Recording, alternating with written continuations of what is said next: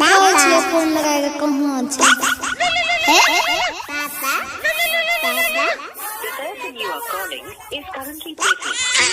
ए यो छोड़ा हमरा भर दिन दिमाग खराब कर दैया। चुपा चुपा रे नु चुपा पापा फोन लगबै छिया। हां ना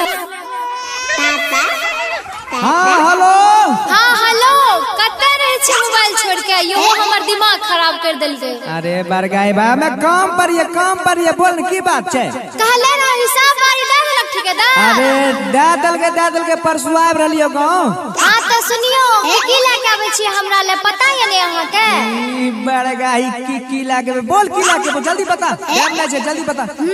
त सुनियो हेलो